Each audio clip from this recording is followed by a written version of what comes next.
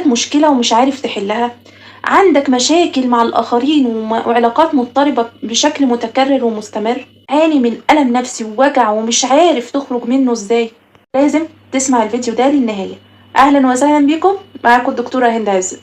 14 صفة لو موجود في حاجات منهم فيك فاعرف إن هم سبب في مشاكلك اللي انت فيها دلوقتي، وسبب في علاقاتك المضطربة، وسبب في ألمك النفسي. أولا التفكير بطريقة يا كل حاجة يا ولا حاجة، يا أحب قوي يا أكره قوي، يا أشوف الحاجة صفر يا أشوفها 10/10. نشوفها في العائلات المتشددة قوي أو اللي عندها ميول جامدة لأن هي توصل للكمال، وده التفكير ده أشبه بتفكير الإدمان لأنه بيخلي الإنسان محدود في تفكيره. التانية اللي لو موجودة فيك هتلاقي نفسك عندك مشاكل نفسية كتير ومشاكل في حياتك وعلاقات مضطربة وألم نفسي، وهي صفة التحكم.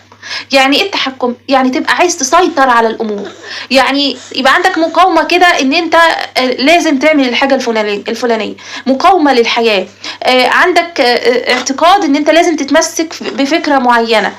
نتيجة ان هم عمالين يقاوموا في الواقع ويقاوموا الامور ويحاولوا يسيطروا عليها، ومتوقعين ان هم يقدروا يسيطروا على الحياة. يعني الحياة اصلا بعفويتها محدش يقدر يسيطر عليها لان هي حاجة عفوية، فكون ان انت تدعي انك شخص تقدر تسيطر على كل حاجة هتلاقي النتيجة انك تحولت لذات مزيفة، حد تاني مش انت. تلاقي نفسك أفكارك تشوشت وعندك حالة من الألم النفسي اللي جواك، وانت برضو بتحاول انك تعافر وتتجاهل الألم اللي جواك. الشخص اللي بيدعي ان هو مسيطر على الحياة تلاقيه بيدعي ان هو عنده ثقة في نفسه وعنده قدرة على ان هو يستقل بحياته وعنده قدرة وقوة إرادة عالية، فالحياة أكبر من ان احنا نقدر نتحكم فيها ونسيطر عليها. والشخص اللي بيدعي ودايما فاكر ان هو كده بيسيطر على نفسه ويتحكم فيها في النهاية بيفقد السيطرة، وفي النهاية هتلاقيه شخص متألم جدا من جواه. هتبص تلاقوا فيه حاجات كده مكلكعة وشعارات ناس بتنادي بيها زي مثلا كن قويا، خلي عندك ثقة في نفسك، خلي عندك إرادة، خلي عندك تفكير إيجابي. دي شعارات كاذبة بتخلي الإنسان في النهاية مشوه وتخليه في الآخر يفقد برضك السيطرة على نفسه. هل معنى كلامك يا دكتورة ان احنا نسلم للامور؟ هو مش معناته ان احنا في حرب وان احنا خلاص نستسلم، لكن المقصود ان انا مش عايزة المقاومة والسيطرة تبقى هي الهدف الاساسي في حياتي. انا هدفي ان انا ابقى واثقة في نفسي، انا هدفي ان انا ابقى مسيطرة، انا هدفي ان انا ابقى ايجابية. مش الهدف في حياتنا هو السيطرة، لكن هو ابقى مدركة ان الالم النفسي والحزن واي حاجة مشاعر ربنا خلقها هي جزء من الانسان، ما ينفعش ينكرها. ما ينفعش تنكر الحزن وتقول انا مسيطر على الامور، ما ينفعش تنكر الالم جواك وتقول لا انا كويس قوي وزي الفل. انت كده بتخلق من نفسك ذات تانية مزيفة، حد مش انت. لكن لما تسلم وتعترف بمشاعرك وتحس بيها وتديها الفرصة هتلاقي نفسك لوحدك الامور اتصلحت. الصفة الثالثة لو موجودة فيك فمعناته برضك ان هي هتسبب لك مشاكل كتير في حياتك وهتسبب لك ألم نفسي واضطراب في علاقاتك، وهي تحمل المسؤولية زيادة عن اللزوم. كتير من العائلات المضطربة بتخلق أطفال متحملين المسؤولية زيادة عن اللزوم، يعني ما يقدروش يقولوا لحد لأ على حاجة. الطفل وهو صغير نتيجة إنه خايف، نتيجة إن الغضب اللي حواليه، إنه يتقي الأذى، فبيضطر يستحمل، يضطر إن هو ما يقولش لأ على حاجة ويتحمل المسؤولية من هو صغير. فالطفل ده لما يكبر الأسلوب اللي كان بيتبعه وهو طفل صغير مش هينفع معاه في الحياة لما يكبر.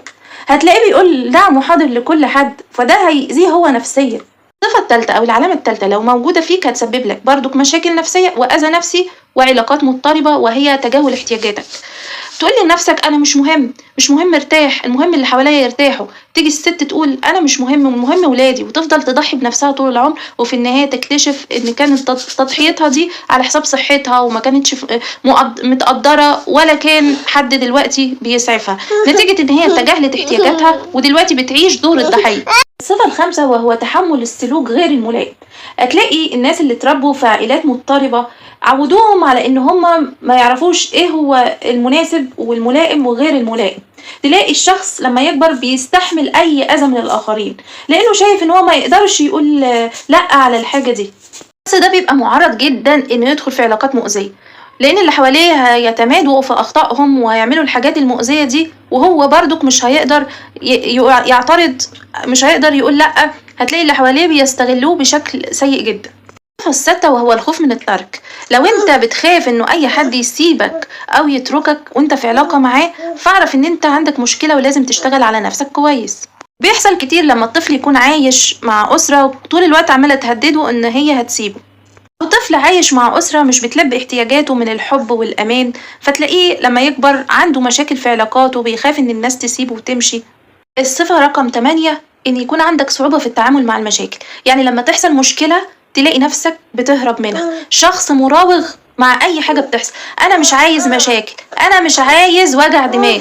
الشخص اللي بيهرب من المشكلة طول الوقت وما بيواجههاش ده شخص عنده مشكلة، ولازم يواجه نفسه ويعترف بالحقيقة، وإلا هتلاقي نفسه بيخش في علاقات مؤذية ويدخل في مشاكل أكبر منها. أنت عندك حاجة من الصفات اللي احنا قلناها، حاول انك تشتغل على نفسك اكتر وتقعد مع نفسك تعرف ايه سبب اللي جواك، ايه سبب الألم النفسي، ايه سبب ان انت بتبين عكس اللي جواك. حاول تدور وتفتش عن الطفل اللي عايش جواك. اغلب الصفات اللي بتبقى موجودة والاحاسيس اللي موجودة جوانا ان احنا عندنا في اللاواعي طفل صغير كان متألم في وقت من الاوقات. الطفل ده حصل له موقف، حصل له حاجة، ملقاش الحب، ملقاش الاهتمام، لقى اسلوب معين من الوالدين بيتعاملوا بقسوة، فكبر على هذا الأساس وبدأ يتعامل بذات مزيفة، بذات مشوهة، بيهرب من المشكلة، بيهرب من الألم.